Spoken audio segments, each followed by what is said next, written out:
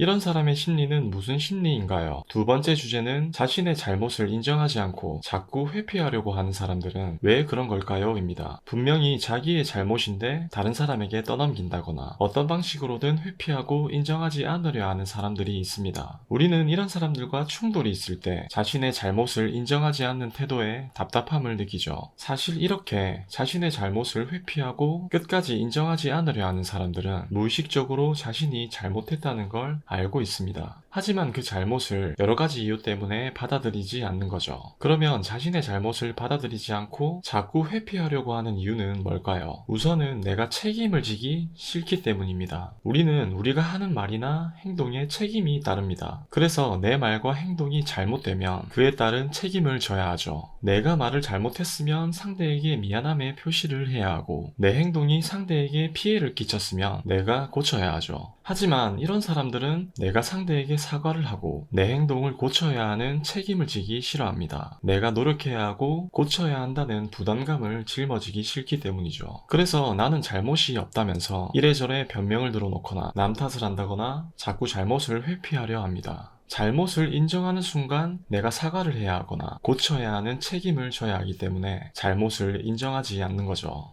혹은 내가 상대방에게 굽히고 낮추기 싫어서 자신의 잘못을 인정하지 않으려 하는 사람들도 있습니다. 우리가 상대에게 사과를 할 때 당당하게 사과하진 않죠. 어느 정도 나 자신을 낮춰야 하는데, 이런 사람들은 자신을 굽히고 낮추는 게 상대에게 지는 거라고 생각을 해요. 그래서 상대에게 사과를 잘 하지 않으려 하고 자신의 잘못도 인정하지 않으려 하죠. 흔히 말하는 쓸데없이 자존심만 강한 스타일이라고도 볼 수 있습니다. 이 외에도 여러 가지 이유가 있지만 자신의 잘못을 받아들이지 않고 회피하려고 하는 건 똑같이 나타나죠. 그러면 우리는 이런 상대에게 어떻게 말을 해줘야 할까요? 처음에 말씀드렸듯이 이런 사람들의 대부분은 무의식적으로 자신이 잘못했다는 걸 인지하고 있지만 받아들이지 못하는 거죠. 그러면 이런 사람에게는 잘못을 한 것보다 잘못을 받아들이지 않는 태도가 더 큰 문제가 될 수 있다고 말해주는 겁니다. 자꾸 잘못에만 초점을 두고, 야, 너가 이렇게 해서 잘못했잖아, 너가 어떻게 해서 잘못했잖아 라며 잘못의 원인을 나열해봤자 계속 변명밖에 하지 않을 거예요.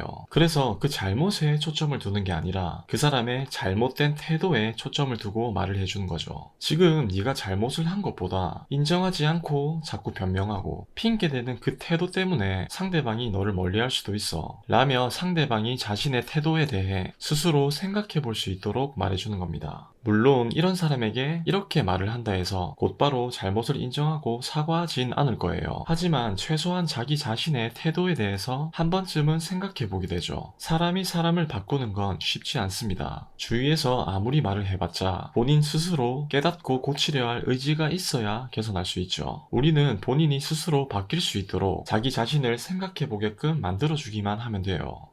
오늘도 조금이나마 도움이 되었으면 좋겠고 다음 영상에서 뵙도록 하겠습니다.